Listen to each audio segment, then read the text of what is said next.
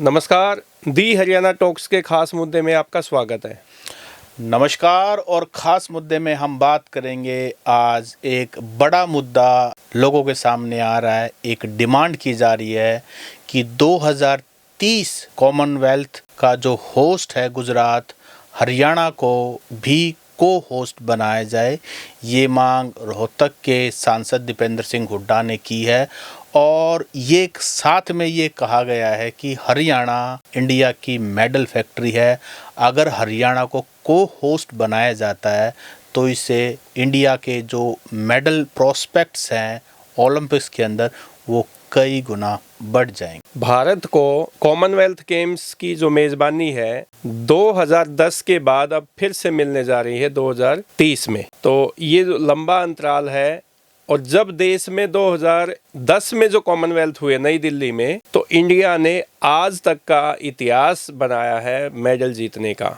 101 medal देश ने जीते थे और उसके बाद पदक जीतने का सिलसिला तो लगातार जारी है, लेकिन 101 पदक जीतने का रिकॉर्ड आज तक नहीं टूट पाया है। तो सबसे ज़्यादा पदक जीतने की जो भागीदारी अभी तक रही है वो आधा पूरा देश, और उससे ज़्यादा हरियाणा का योगदान हमेशा रहता है। अगर सिर्फ हरियाणा की बात करें कॉमनवेल्थ की, तो 2006 से लेकर 2024 तक अब तक हरियाणा करीब सिर्फ कॉमनवेल्थ में 100 के करीब हमारे एथलीट्स मेडल जीत चुके हैं। जबकि गुजरात जो कि मेन होस्ट है, वहाँ से जो मेडल हैं वो 10 से भी कम है। एशियन गेम्स की बात करें, हरियाणा के मेडल का नंबर जो है कई गुना है, क्योंकि 50% में जो एथलीट्स हैं मेडल जीतने में, चाहे कॉमनवेल्थ हो, एशियन गेम्स हो, ओलंपिक्स हो, सिर्फ हरियाणा से होते हैं और बाकी 50% पूरे इंडिया से होते हैं। रोहतक के सांसद दीपेंद्र सिंह हुड्डा ने संसद में भी यह मामला उठाया है कि हरियाणा को सह मेज़बानी मिलनी चाहिए, क्योंकि सबसे ज़्यादा पदक हरियाणा के खिलाड़ी दिलाते हैं। और यहाँ अगर सह मेज़बानी कॉमनवेल्थ की हरियाणा को मिली तो यहाँ का जो खेल ढांचा है, स्पोर्ट्स इंफ्रास्ट्रक्चर, वो बेहतर होगा और जो हमारे खिलाड़ी हैं वो पदक जीतने के लिए और ज़्यादा सामने आएंगे। ओपी जी, अभी तो जो ओलंपिक स्पोर्ट्स कमेटी जनरल है, उन्होंने गुजरात को यानी कि अहमदाबाद के अंदर 2030 के जो कॉमनवेल्थ होंगे उसके लिए उनको रेटिफाई कर दिया है। और ऐसा अनुमान है कि करीब 5,000 करोड़ रुपए वहाँ के इंफ्रास्ट्रक्चर को, इस इवेंट को होस्ट, क्योंकि मल्टी स्पोर्ट्स इवेंट ये होगा, तो करीब करीब 5,000 करोड़ रुपए खर्च होने जा रहे हैं। मैं वैसे आपको एक आइडिया हमारे दर्शकों को, अगर वो 5,000 करोड़ अगर हरियाणा में खर्च हो जाएं तो हरियाणा के अंदर क्या क्या हो सकता है। हरियाणा के अंदर आप ये मानिए हर डिस्ट्रिक्ट में, अब हमारे 23 ज़िले हो गए हैं, अब हासी को बनाया है, तो हर 23 ज़िले में centre of excellence her sports का हो सकता है। और वर्ल्ड क्लास लेवल हमारे पास क्लस्टर लेवल पर स्टेडियम हो सकते हैं। और अभी तक पिछले अगर 2000 से बात करें तो हरियाणा ने करीब 14-15 ओलंपिक के मेडल अभी तक जीत कर दिखाए हैं, तो उसका नंबर कई गुना बढ़ जाएगा। और हरियाणा रेसलिंग में, शूटिंग में, बॉक्सिंग में तो चमत्कार दिखा ही रहा है। बाकी भी बहुत सारे ऐसे इवेंट्स हैं जिसमें पावर की ज़रूरत होती है, जिसमें ब्रेन की ज़रूरत होती है, जिसमें हैंड माइंड बॉडी कोऑर्डिनेशन की ज़रूरत होती है। हमारे एथलीट बहुत बहुत बहुत अच्छा कर सकते हैं।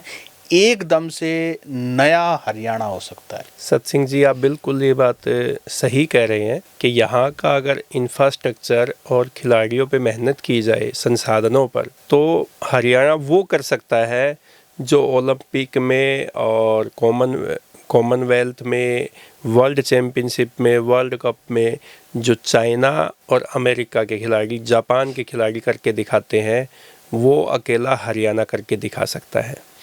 अब मैं बात करूं कॉमनवेल्थ पे ही बात करेंगे तो कॉमनवेल्थ में 2018 में जो कॉमनवेल्थ हुए गोल्ड कोस्ट में, तो वहाँ पे भारत के 66 जो खिलाड़ी हैं वो मेडल जीतने में कामयाब हुए, जिसमें 22 मेडल जो है वो अकेले हरियाणा के खिलाड़ियों के हैं। फिर हम बात करें 2022 ओलंपिक जो बर्मिंघम में हुए, वहाँ पे 61 मेडल देश ने जीते, जिसमें से 20 से ज़्यादा मेडल जो है वो हरियाणा के खिलाड़ियों के हैं। रेसलिंग में, बॉक्सिंग में हरियाणा के जितने भी खिलाड़ी वहाँ पे पहलवान एथलीट गए वो सब मेडल लेके आए। जो नंबर आप बता रहे हैं ना, मैं भी थोड़ा सा बता दूं, पिछले लास्ट 5 कॉमनवेल्थ गेम्स में 2006 से 22 तक करीब 100 मेडल मैंने जैसे मेंशन भी किया, जबकि गुजरात ने 10 से कम मेडल इतने ही समय में लिए। अगर 5 एशियन गेम्स की बात करें, हरियाणा के करीब 100 मेडल्स थे, जबकि गुजरात का कोई मेडल नहीं था। और अगर 5 ओलंपिक्स की बात करें, 13 से 14 मेडल हरियाणा के थे, गुजरात का अगेन 0। और अगर मैं बात करूं कि हरियाणा की जो पॉपुलेशन है 2% है, देश की 2% है, और यहाँ के मेडल्स 40 से 50% हर गेम के अंदर रहते हैं। अभी जब दीपेंद्र सिंह हुड्डा इस मांग को उठा रहे थे तो बबीता फोगाट, दंगल गर्ल, उसका एक ट्वीट आता है। बबीता कहती है कि दीपेंद्र हुड्डा जी, मेडल तो देश का होता है, इसको आप हरियाणा तक क्यों सीमित कर रहे हैं। जबकि दीपेंद्र हुड्डा ने ये कभी नहीं कहा कि ये मेडल देश का नहीं है। ऑब्वियसली मेडल देश का है। जब हमारा एथलीट कोई भी कंपटीशन लड़ता है तो वो इंडिया के लिए लड़ता है, भारत माता के लिए लड़ता है, वो बिल्कुल सही बात है, वो बात वहाँ तक सही है। लेकिन इस जो सारा ध्यान खींचा जा रहा है ना, अभी हार्दिक राठी की मौत हुई लाखन माजरा में, किस तरह से स्पोर्ट्स इंफ्रास्ट्रक्चर जर्जर हो चुका है। 2019 के बाद मैं ये कहना चाहता हूँ, बबीता फोगाट, दंगल गर्ल, आपकी आवाज़ उस पर भी उठनी चाहिए। 2019 के बाद हरियाणा स्पोर्ट्स डिपार्टमेंट ने कोई भी स्पोर्ट्स इक्विपमेंट की खरीदारी नहीं की है, जबकि ये वो प्रदेश है जो इन सब के बावजूद भी 50% मेडल देश को देता है। तो दंगल गर्ल का हमने कभी ट्वीट उसके बारे में देखा, अगर किया भी होगा तो वो इतना प्रोमिनेंटली नहीं कि मीडिया की अटेंशन में कभी भी आए। तो जो मांग है वो इसलिए है कि हार्दिक राठी अमन जैसे जो घटना है ये दोबारा ना हो। जबकि लाखन माजरा वाले में तो पैसे थे लेकिन वो खर्च नहीं किए गए। और सत सिंह जी, जो दीपेंद्र सिंह हुड्डा ने संसद में जो ये को होस्ट बनने की जो मांग हरियाणा की है ना, उसमें कहीं पे भी ये नहीं कहा कि वो गुजरात से मेज़बानी छीनकर हरियाणा को दे। दीपेंद्र हुड्डा ने यही मांग उठाई है कि इसमें सहभागिता जो है मेज़बानी की वो हरियाणा को भी मिले, क्योंकि यहाँ पे जो खेल, जो खिलाड़ियों का लिए जो ज़मीन है, जो मिट्टी है, जो जज्बा है ना, वो हरियाणा में और प्रदेशों की बजाय ज़्यादा है, जो कि पावर गेम है। अब ये देखिए, देश जब भी हॉकी में मेडल जीतता है, ओलंपिक में, कॉमनवेल्थ में या एशियाड में, तो वो उसमें आधी टीम लड़कियों की हरियाणा की होती है। जब पुरुष हॉकी की बात आती है तो 2 से 4 खिलाड़ी हरियाणा के होते हैं।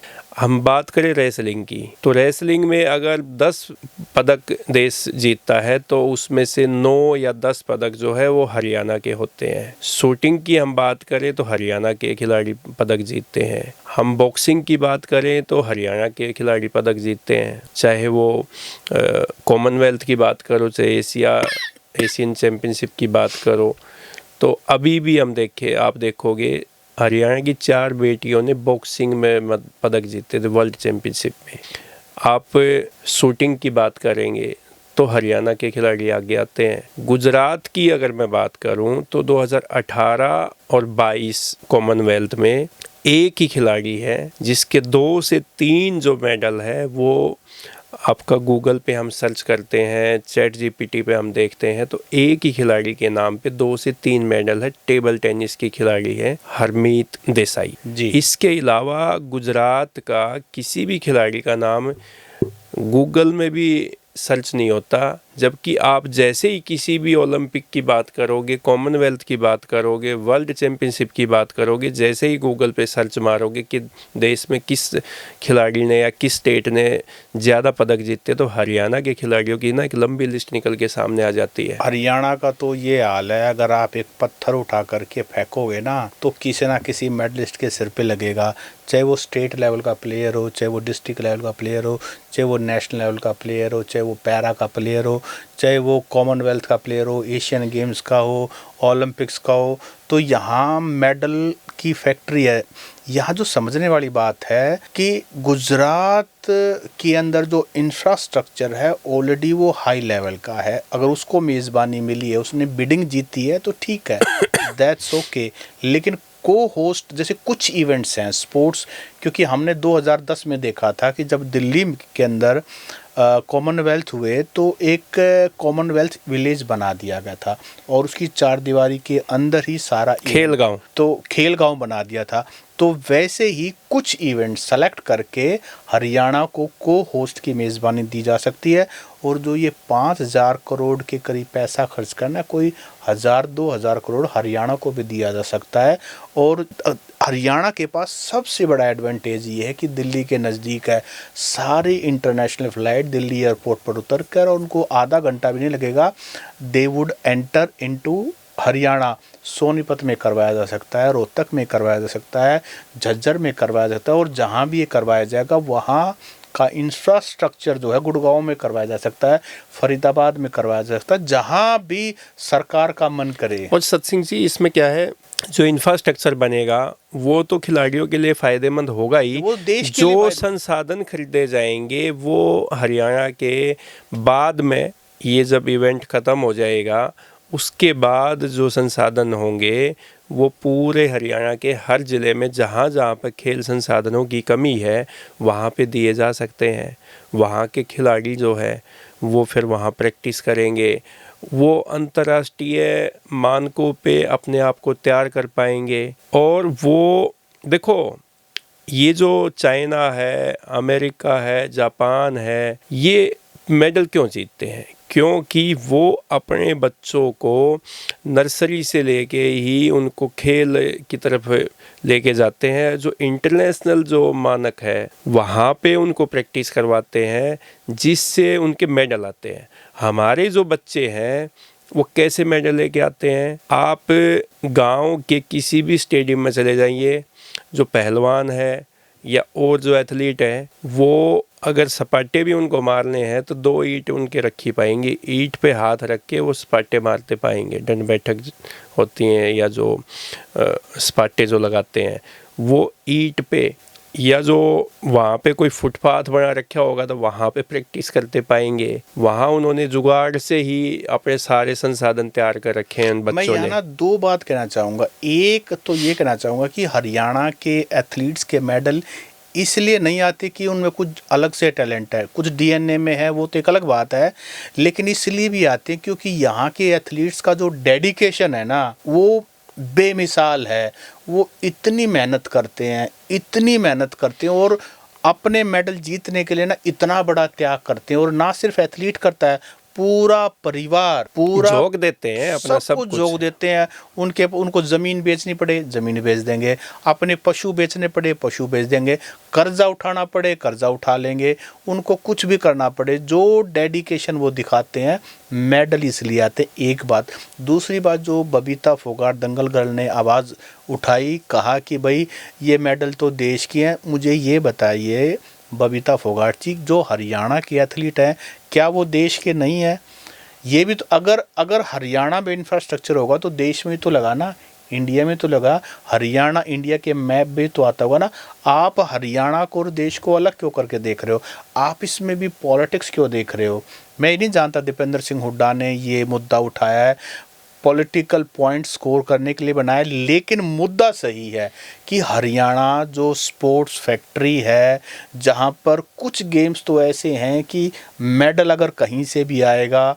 जब 2016 रियो ओलंपिक्स हो रहा था, पूरा देश एक मेडल के लिए तरस रहा था, तो वो मेडल दिया हमारी हरियाणा की रोहतक की बेटी साक्षी मलिक ने। और अभी जो रिसेंटली जो पेरिस में ओलंपिक हुए थे, वहां पे भी हरियाणा की बेटी ने 2 मेडल दिए। जीत के जज्जर की दिखाए। हमारी मनु बाकर ने शूटिंग के अंदर दिया। तो कहने का मतलब ये है कि भाई हरियाणा भी तो इंडिया का पार्ट है, और देखो मेरिट पे मांग रहे हैं। सबसे बड़ी बात है, जो मांग की जा रही है वो मेरिट पे है। और मेरिट क्या है भाई, हम ऑलरेडी हमारा प्रूवन ट्रैक रिकॉर्ड है, इस बात को कोई झुठला नहीं सकता। आंकड़ों की बात है, इंटरनेशनल इवेंट है। जो डेडिकेशन, जो पैशन, जो डिसिप्लिन हमारे एथलीट्स के अंदर है, तो मैं ये मानता हूँ कि उसी के बेस पे सिर्फ सुविधाएं मांग रहे हैं। सत सिंह जी, ये देखो, ये मुझे हो सकता है ये पॉलिटिकल बातें हो, पॉलिटिकल इशू हो। अब ये देखिए, गुजरात में दुनिया का सबसे बड़ा क्रिकेट ग्राउंड बना।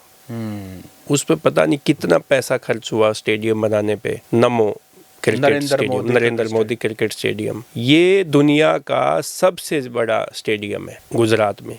और आप ये देखो कि गुजरात का जो टीम है, क्रिकेट की टीम, वो रणजी ट्रॉफी में, वो दलीप ट्रॉफी में, वो मुश्ताक अली ट्रॉफी में कितनी बार चैंपियन बनी है। मैं तो एक बात और कहता हूँ कि भाई देखो, जहाँ तक पॉलिटिकल पॉइंट स्कोर करने की बात, आप हरियाणा को को-होस्ट बनाइए, और जो भी आप खेल गांव हरियाणा के अंदर बनाए उसको नरेंद्र मोदी के नाम पे कर दीजिए, अटल बिहारी के नाम पे कर दीजिए, नायब सिंह सैनी जी के नाम पे कर दीजिए। नहीं, चलो वो तो सर्विंग है। आप श्यामा प्रसाद मुखर्जी के नाम पे कर दीजिए। हरियाणा के लोगों को मतलब नहीं है कि वो किसके नाम को डेडिकेट करना है।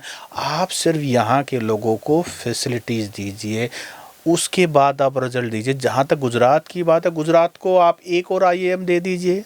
उसी IIM अहमदाबाद नंबर 1 IIM है, आप एक और स्पोर्ट्स के लिए कोई एक्सीलेंस सेंटर बना दीजिए। तो कोई दिक्कत यहाँ गुजरात वर्सेस हरियाणा या नहीं है। यहाँ बात है कि जहाँ जो टैलेंट है उसको हार्नेस किया जाए, अपॉर्चुनिटी दी जाए, इंफ्रास्ट्रक्चर दिया जाए, और ये हरियाणा के एथलीट्स का हक है। लेकिन एक बात है सत सिंह जी, चुनाव के टाइम पे तो गुजरात मॉडल याद आता है। आप देखोगे, जब विधानसभा चुनाव, लोकसभा चुनाव जब होते हैं, तो हमारे नेता जो है वो गुजरात मॉडल की तर्ज पे हरियाणा को बना देंगे। गुजरात के मॉडल पे हम विकास करेंगे। गुजरात के मॉडल पे जब कॉमनवेल्थ गेम वहाँ पे मेज़बानी मिलती है, तो वो हरियाणा को सह मेज़बानी क्यों नहीं मिल सकती? नहीं, बिल्कुल हो तो सकता ये भी तो गुजरात का मॉडल हरियाणा में लाया जा सकता है। बिल्कुल, आप गुजरात में कीजिए, पैसा लगाइए, लेकिन हरियाणा को उसके हिस्से का जो भी बनता है आप वो दे दीजिए। और उसके बाद देखिए कि हमें मेडल्स का ओलंपिक्स के अंदर इंतज़ार नहीं करना पड़ेगा। जैसे सबसे ऊपर टैली में अमेरिका, चाइना, जापान होता है, उसी तरह से इंडिया भी कहीं ना कहीं टॉप 5 में। पॉपुलेशन में तो हम नंबर 1 है। चलो पॉपुलेशन में नंबर 1 है। लेकिन जब ओलंपिक के गेम होते हैं, तो वहाँ पे एक मेडल जीतने के लिए देश ऐसे टकटकी लगा के टीवी की तरफ सामने बैठा रहता है कि कोई देश के लिए 1 मेडल जीत के लेके आए, 2 मेडल जीत के लेके आए। जब 10 मेडल की बात आती है तो देश ऐसे खुशियाँ मनाता है जैसे ना पूरी दुनिया जीत ली हो इंडिया ने। तो साथियों, आपको क्या लगता है, जो डिमांड है कि हरियाणा को को-होस्ट बनाया जाए 2030 कॉमनवेल्थ गेम्स का, क्या वो जायज़ है? क्या हरियाणा के एथलीट्स का क्या ये हक नहीं है? क्या हरियाणा में अगर इंफ्रास्ट्रक्चर इम्प्रूव हो जाएगा, क्या ओलंपिक में भारत देश की टैली इम्प्रूव होगी या नहीं होगी, या सिर्फ ये सब कुछ एक पॉलिटिक्स है? आप इस पर कमेंट करके हमें बताएं। नमस्कार।